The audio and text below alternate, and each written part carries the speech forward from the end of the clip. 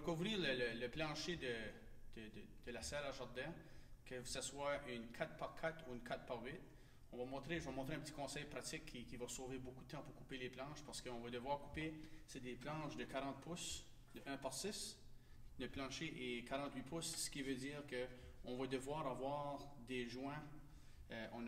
On a fait la structure du plancher à tous les 16 pouces, ça veut dire que ici on va aller 32, ensuite 16, ensuite on va aller la prochaine rangée à 16, 32, puis on va continuer ainsi de suite sur le plancher pour que ça s'aille quand même assez fort. Première chose que je vais dire aux élèves, c'est lorsque vous avez toutes vos planches de poncer, on veut s'assurer que, tu regardes les deux côtés de la planche, on peut voir ici que ici ça a commencé à sécher, donc des fois ça va fondre sur le bout, ce qui veut dire que le bout commence à devenir sec.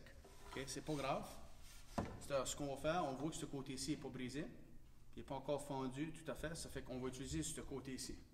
Alors, ce qu'on va faire pour la première chose, c'est on veut s'assurer que ce soit parfaitement perpendiculaire avant qu'on place le bloc vissé dans la table, puis qu'on commence à couper. Lorsqu'on va placer le bloc, l'avantage c'est que on sauve les étapes de mesurer, puis de prendre l'équerre triangulaire, puis de tracer une ligne. Alors, si je vais prendre ceci, puis je viens vérifier, il y a peut-être une petite différence. Alors, je vais dire aux élèves, peut-être pour sauver du temps, au lieu de vérifier chaque chose, ce qu'on peut faire, avant même qu'on visse les blocs, il s'agirait de venir prendre une pièce de bois, je vais monter ceci, je vais venir l'appuyer, puis ce que je pourrais venir faire, je viendrais couper tout le bout de mes planches. Puis ce que ça va faire sûr que c'est parfaitement perpendiculaire, puis c'est pas moindrement d'un angle, où on peut enlever la partie qui est brisée. Si on voit que c'est brisé quand même assez loin, par exemple, comme ici, on voit que c'est brisé quand même assez loin, puis si on regarde de l'autre côté, on voit que de l'autre côté, c'est pas brisé, puis de ce côté-ci, on peut remarquer que c'est bel et bien 90. Ça veut dire quoi? Ça veut dire que si on prépare toutes nos planches de la même façon, on met le bon côté vers le bas, je répète la même, puis si c'est arrondi comme ceci, je vais aller de l'autre côté pour vérifier si j'ai un côté qui est parfaitement perpendiculaire, qui serait ce côté-ci. Je vais mettre le bon côté vers le bas. Ce que ça va faire, c'est que ça va me sauver le temps de... Puis ici, on peut voir, on a un exemple parfait, qu'on peut voir que la planche n'est pas perpendiculaire. On voit que c'est égal ici, mais on voit de ce côté-ci que le bois dépasse légèrement d'environ 3/32e de pouce, un petit peu plus qu'un 16e. Alors, pour réparer ce côté-ci, si je regarde l'autre côté, je peux venir vérifier si l'autre côté est perpendiculaire, puis j'ai la même situation de ce côté-ci. On peut voir que l'équerre est bel et bien 90, puis d'un côté c'est égal, puis de l'autre côté ça dépasse. Ça veut dire que on va devoir corriger le bout de chaque pièce de bois qui n'est pas à l'équerre. Je pense ça ici comme ça. Je m'appuie. Je branche.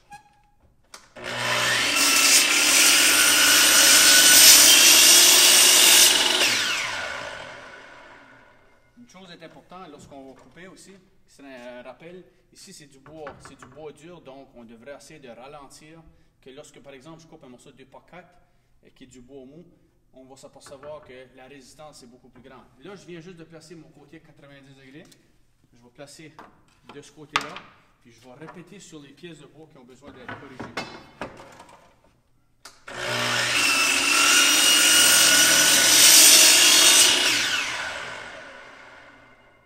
Je laisse ma scie s'éteindre.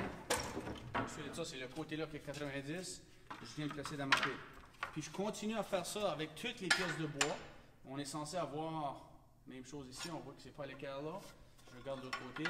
S'il y a un côté à l'équerre, on voit que c'est pas à l'équerre ici. Ça veut dire que je vais devoir répéter la même chose de ce côté-ci.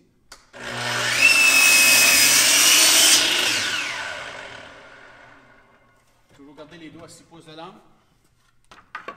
Puis je continue à faire ça à travers de toutes les planches. Puis comme je l'ai dit, on peut voir ici que où est-ce que c'est fendu. Il y a des fois souvent un côté qui est mieux que l'autre. On va prendre ce côté-ci. Okay, même chose sur le côté ici. On va devoir le corriger. Je suis sûr que le câble est propre.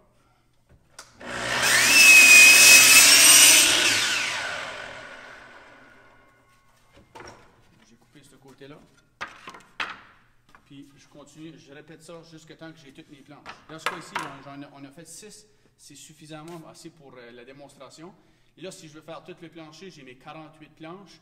Je voudrais faire cette étape-là pour toutes mes planches pour faire sûr que j'ai un côté qui est parfaitement droit. Une fois que j'ai fait ça, on vient débrancher la scie. Okay. On va baisser la scie comme ceci. On va pousser sur le côté là pour garder la scie vers le bas. Puis ensuite de ça, il s'agit de prendre le ruban mesuré ici. On le place contre la lame. Puis sur la table, j'ai déjà fait une marque. Ça, on va faire une marque à 16 pouces qui serait de la lame ici 16 pouces. Je vais faire une petite flèche.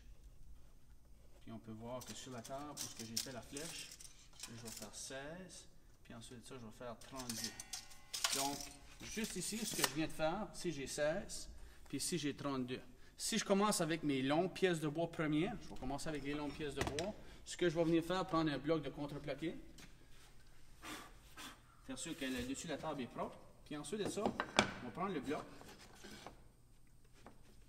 Puis je vais tout simplement, le bloc devrait être 90. Oui, le bloc est 90. Et là, ce que je vais venir faire, je vais venir insérer 2 vis. Ce que ça va faire, ça va agir comme un guide. Je vais pouvoir accoter le morceau de bois dessus.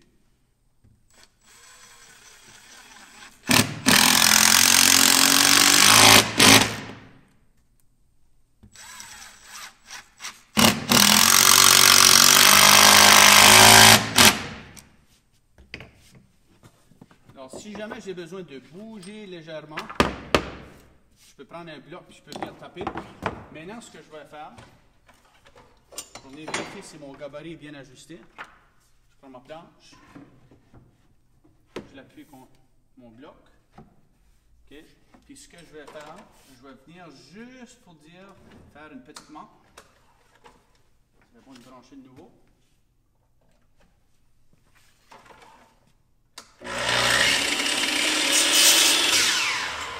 Là, ce que je viens de faire, je viens juste vérifier si que l'ajustement de mon gabarit va bien fonctionner. Alors, je vais prendre mon ruban mesuré, puis je vais venir voir précisément au 32e près si que c'est exactement 32. Puis si on voit avec la caméra que c'est 1,32 de plus, ça veut dire que on pourrait le réajuster un petit peu. La longueur de la planche, où ce que ça couperait, ça va couper 32 et 1/32e. Alors, ce qu'on peut faire, un petit conseil, où est-ce qu'on a fait la marque sur le côté ici, si je prends mon bloc, puis je viens taper légèrement, habituellement, ça devrait venir, ça va venir tasser mon gabarit 1/32e de pouce. Okay? Je m'essaye de nouveau, je suis sûr que ma table est propre, parce qu'une fois que le gabarit est bien ajusté, on n'a pas besoin de mesurer. On appuie contre le bloc, coupe. On appuie, on coupe.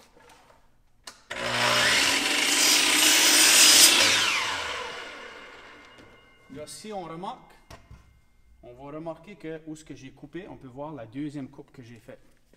Et ça veut dire quoi? Ça veut dire que lorsque je prends mon ruban mesuré, et je viens vérifier au 32e près, cette fois-ci, on devrait l'avoir exactement. On devrait l'avoir exactement à 32. Au 32e de pouce près, on devrait être exactement à 32.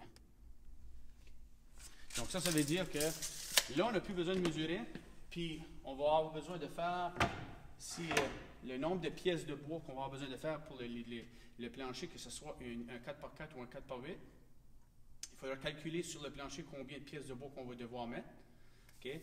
Une façon facile serait avec une feuille de quadrillé. Maintenant, je vais juste procéder à la démonstration comment faire pour faire les pièces de bois à 32 pouces, puis on va voir combien de temps que ça prend. Ça prend pas beaucoup de temps à faire.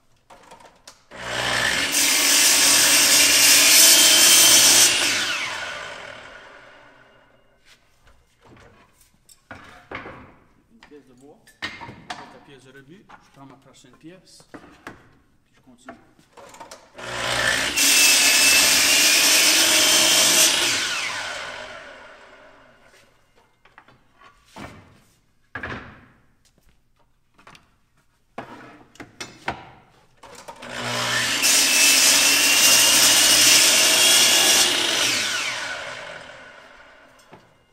répéter ça. Si on va avoir besoin de répéter ça probablement une vingtaine de fois pour les 32 pouces. Puis ensuite de ça, ce qu'on ferait, on répéterait la même chose pour les blocs de 16 pouces. C'est-à-dire, la pièce de bois est 40 pouces, ce qui veut dire qu'on va être capable d'aller chercher 2 pièces consécutives de 16 pouces sur une pièce. Donc, ça va sauver beaucoup de temps. Pas besoin de mesurer, pas besoin de faire de marque de crayon, pas besoin de tracer avec l'équerre triangulaire. Ça nous sauve cette étape-là. Puis j'ai fait cet exemple-là parce qu'on veut répéter une dimension plusieurs fois. Donc, on sauve des processus, ce qui veut dire qu'on va sauver du temps.